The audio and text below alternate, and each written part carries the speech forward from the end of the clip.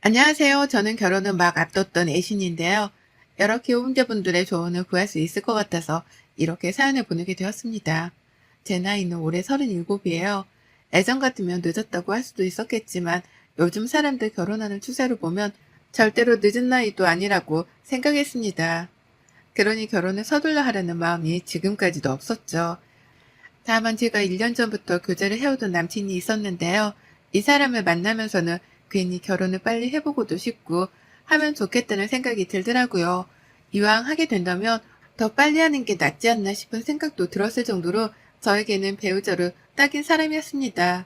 둘 다 비슷한 학력의 직장, 그리고 사는 동네까지도 가까웠던 바람에 영락없이 서로에게는 조건까지도 잘 맞았죠. 요즘같이 여성들을 상대로 데이트 폭력도 많이 일어나고 치안에 문제가 많은 상황에서 이것저것 아무리 따져봐도 제 남친은 저에게 좋은 사람이었어요.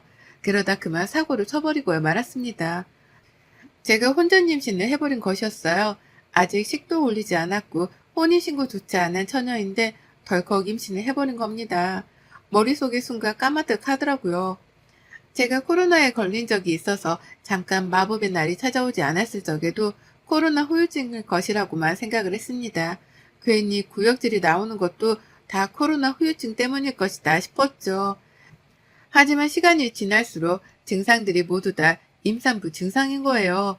배가 바로 나오진 않았었지만 이상하게 몸이 무겁고 또 피곤하고 잠까지 오는 것이 말이죠.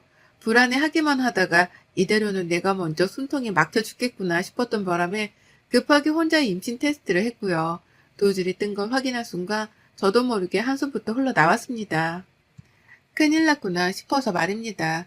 내가 결혼을 늦게 하는 줄은 이미 내 나이를 보면 파악을 하고는 있었지만 임신부터 덜컥 하게 될 줄은 생각지도 못했었죠. 이걸 어쩌나 잠깐 고민을 했지만 남친에게 털어놔도 괜찮을 거라고 바로 판단을 내렸습니다. 연애를 해오며 지금까지 제가 못났다고 생각해 본 적이 없는 사람이었었고, 그랬었기 때문에 충분히 믿음직스러울 거다 싶었죠. 아이를 혼자 가진 것도 아니고 다 큰 결혼 정년기에 남녀 둘이서 만들어낸 것이었으니 제가 임신을 했다고 하면 남친이 충분히 이해해주고 또 감싸줄 거다 싶었습니다. 적어도 제가 알던 제 남친은 그런 사람이었어요. 그런데 이게 참 막상 최악의 상황이 닥쳐보고 나니까 사람의 본심이라는 것이 튀어나오더라고요. 안 그럴 줄 알았던 사람에게까지도 말입니다. 설렘 반 긴장 반으로 임신 사실을 알렸더니 제가 한숨을 쉬었던 것처럼 똑같이 남친도 한참 한숨을 쉬며 이 사태를 어떻게 해결해야 하냐고 고심을 하더라고요. 축하한다는 말 한마디라도 예의상 해줄 거라 생각했던 예상과는 달리 너무나 차갑고 싫어하는 티를 내기만 하던 남친의 모습에 무지하게 실망하고 또 서글펐습니다. 그리고 그때서야 살짝 정신을 차렸죠. 내가 너무 축하를 받을 것이라고만 생각을 하고 있었는데 지금부터라도 정신을 차리고 냉정하게 현실을 판단해야겠다고 말입니다. 그래서 하나부터 열까지 남친을 부여잡고 상의를 해가며 아이를 어떻게 해야 할지, 우리가 더 관계를 지속해야 할지에 대해 끊임없이 대화를 나눴습니다. 그러다 결론은 아주 뜬금없는 곳에서 결정이 되었어요. 애비 시어머니라는 분께서 아주 적극적으로 저희 두 사람의 문제를 해결해 주겠다고 나서신 겁니다. 결혼을 꼭 하라면서 말이죠. 임신 사실을 털어놓은 후 이틀 내내 남친이랑 앞날에 대해서 대화를 나누며 저 또한 많이 복잡하고 힘들었던 때였어요. 감히 저희 부모님께는 이 사실을 먼저 털어놓지도 못한 채 일단 남친이랑 의견 조율을 다 하고 나서 나중에서야 말씀을 드릴 계획이었습니다. 안 그럼 우리 부모님께서 저에게 많이 실망할 일이 생길지도 몰랐으니까요. 부모님의 눈치를 누구보다 많이 보면서 남친과 대화를 하던 중이었는데 예비 시어머니께서 연락이 오시더니만 옆에 제가 있다고 하니 이곳으로 오겠다면서 당장 만날 약속을 잡아버리셨습니다. 정말 한순간에 만남이 성사된 것이었죠. 혼전 임신을 하기 전까지만 해도 결혼을 당장 해야겠다고 말을 주고받은 게 아니었는지라 서로의 부모님을 뵐 일은 없었거든요. 임신 사실을 알리고 난 후에도 저희끼리 아직 대화가 충분히 마무리되지 못한 상황이었기 때문에 서로의 부모님을 이 일에 끌어들일 타이밍은 결코 아니었습니다. 그런데 갑자기 제가 옆에 있다고 하니 저를 보러 당장 오겠다고 하시는 거예요. 그래서 순간 촉이 팍 왔죠.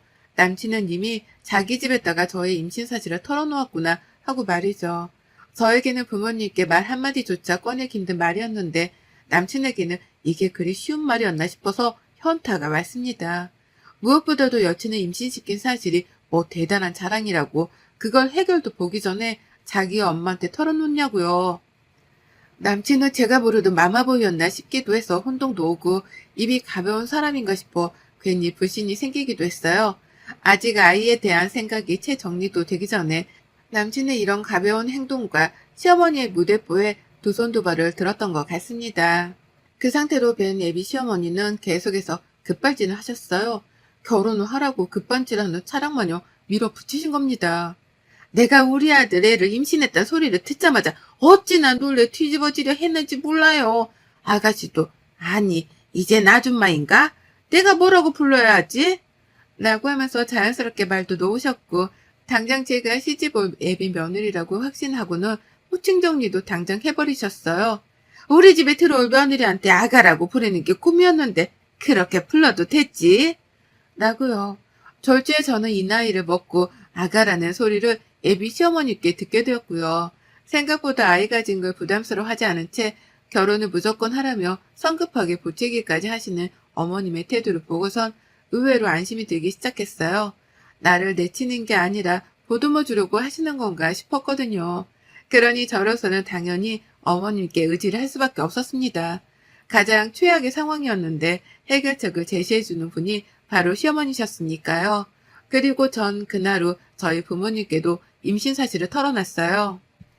계획에 없는 임신을 한 것에 대해서 잘못했다고 말씀도 드렸고 아이들 가지게 되며 남친과 결혼까지 가게 되었다고도 말입니다.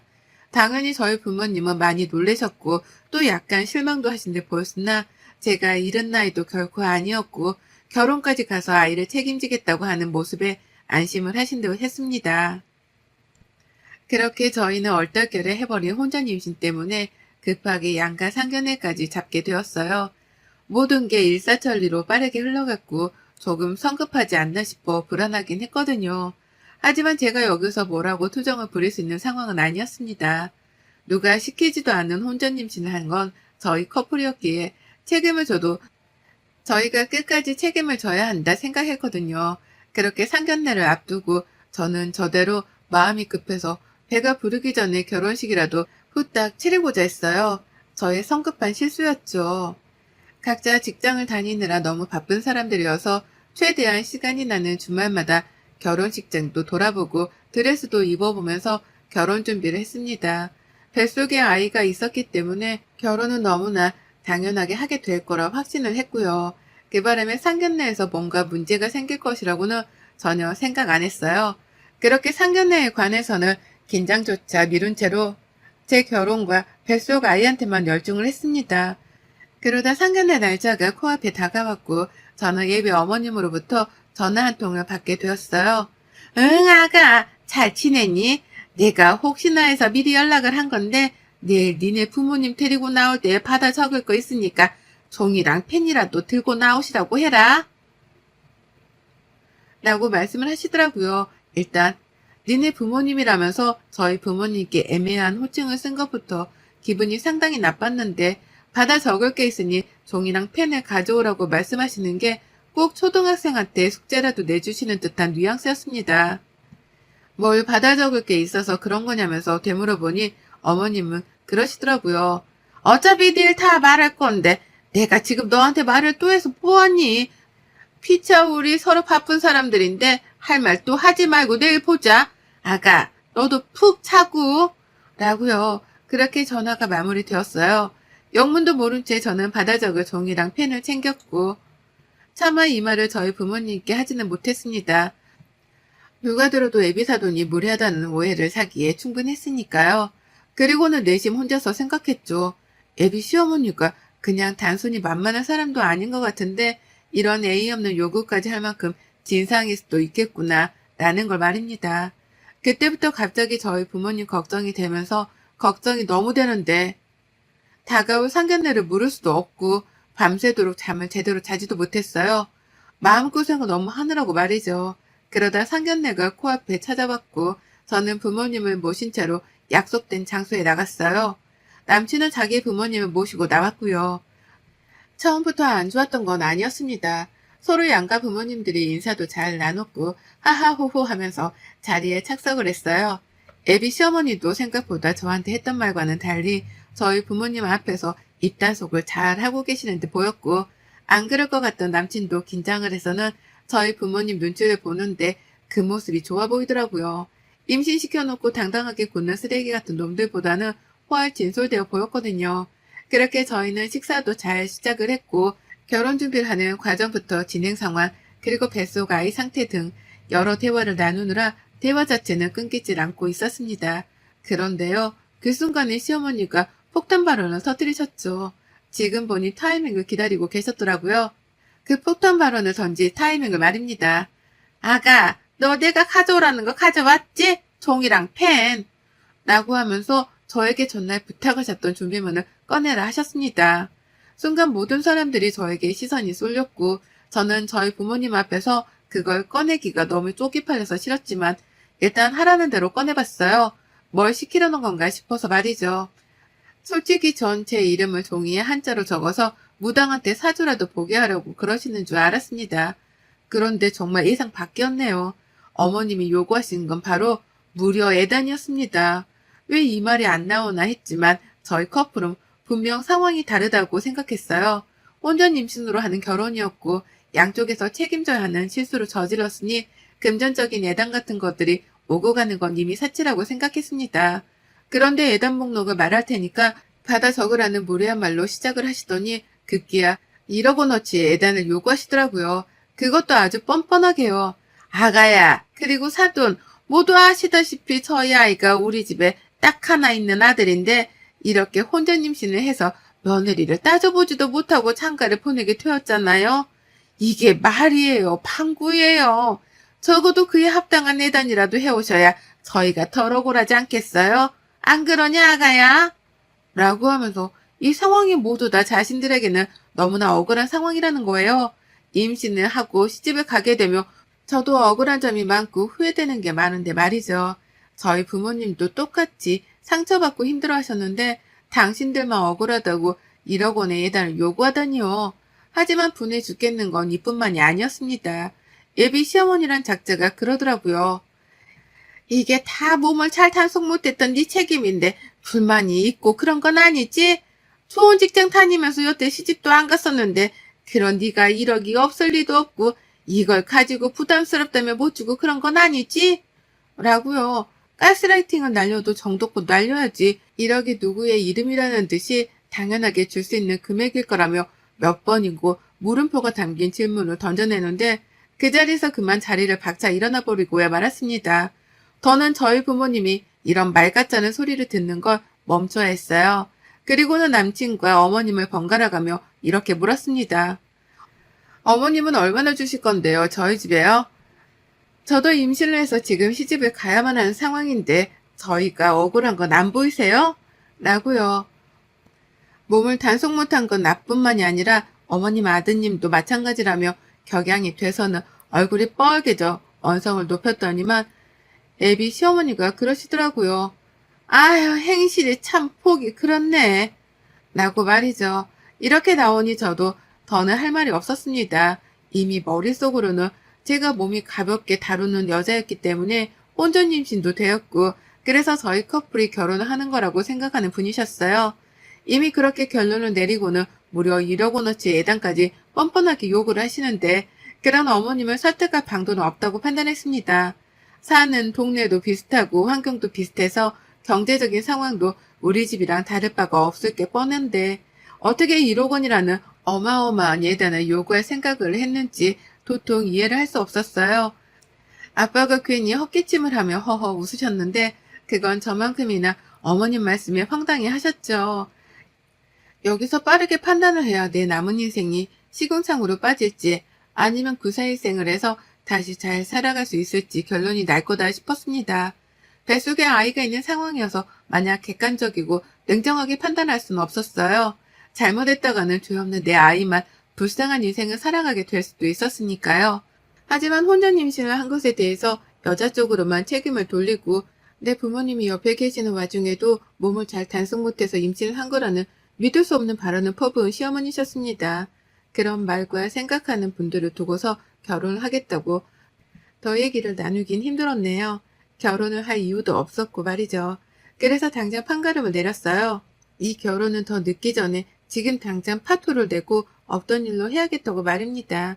뱃속 아이는 나한테 있었고 결국 내가 결혼을 해서 아이 아빠를 두고 사는지 마는지에 대해서 결정을 해야 할 일이었네요.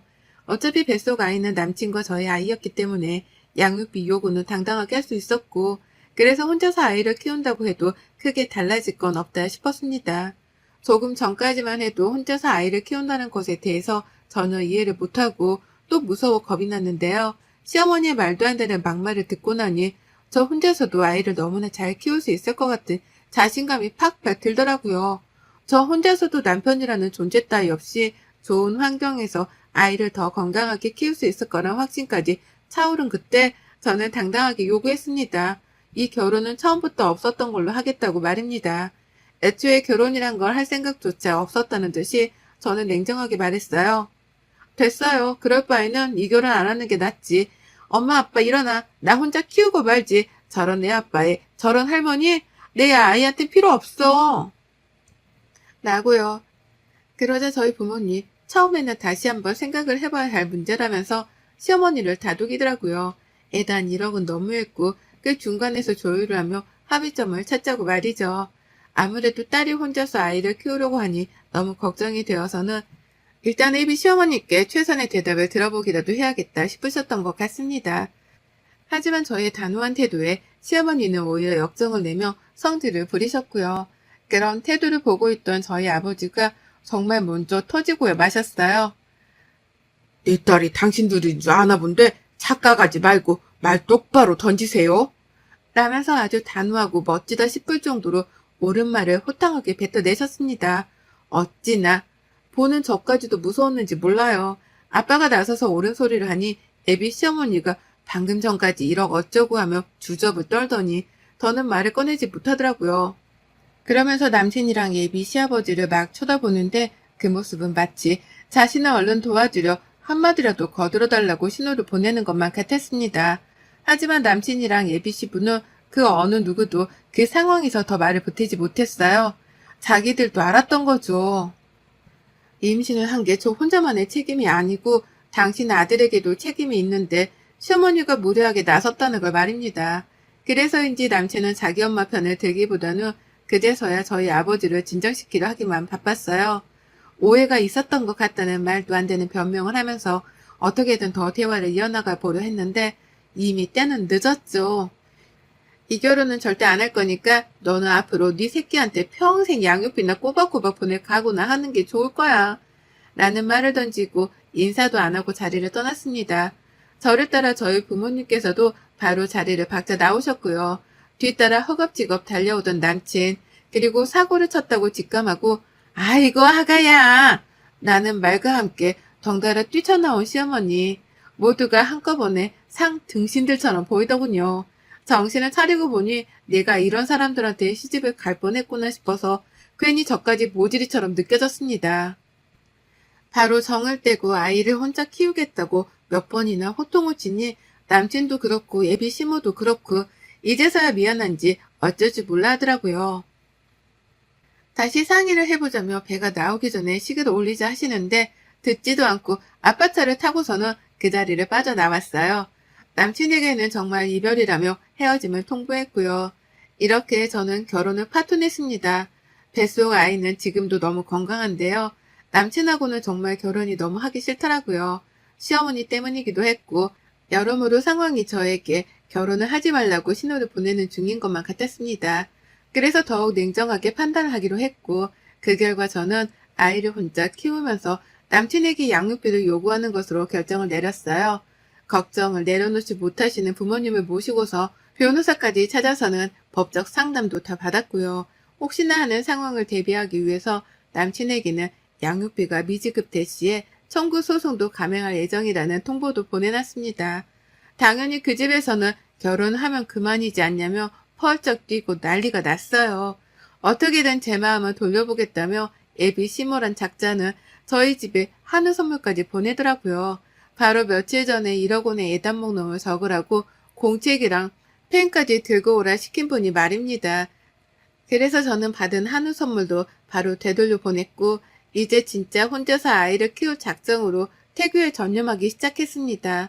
혼자서 아이를 키워야 한다고 생각하니 전보다 더 마음이 강해지는 기분이 들더라고요. 어떻게든 나 혼자 해내야 한다는 생각에 불안하기만 하던 마음은 어느새 단단해져 가기 시작했고, 지금은 어떻게든 아이를 잘 키워보겠다며 돈도 더 열심히 모으고 있습니다. 저희 부모님도 적극적으로 도와준다고 하는 바람에 현재 다 같이 살 목적으로 이사도 알아보고 있어요. 최대한 남친한테서 멀리 떨어져 살며 건강한 정신 상태로 아이를 낳으려고 말이죠. 하마터면 제 인생에서 가장 위기의 순간이 될 뻔했는데 결론적으로는 슬기롭게 이겨내버린 것만 같아서 당장은 기쁩니다. 아이를 혼자 키우면서 우여곡절이 많겠지만 시작부터 1억 원을 뜯기고 시집을 가는 것보다는 이게 훨 현명하다 싶어요. 차라리 그 1억 원으로 내 아이에게 더 맛난 걸 먹이고 입히며 키울 수도 있는 거니까요. 먼저 1억이란 말도 안 되는 개소리로 저의 결정에 도움을 주신 예비 시어머니, 아니, 아줌마, 정신 똑바로 차리고 사세요. 당신 때문에 당신 아들은 자기 자식도 제대로 못 보고 양육비나 내주고 살아야 할 처지가 되었네요. 하나뿐인 아들이 소중하다더니만 아줌마 때문에 당신 아들 인생이 곤두박질치게 생겼네요. 여러분의 생각은 댓글로 남겨주세요. 오늘도 시청해 주셔서 정말 감사합니다.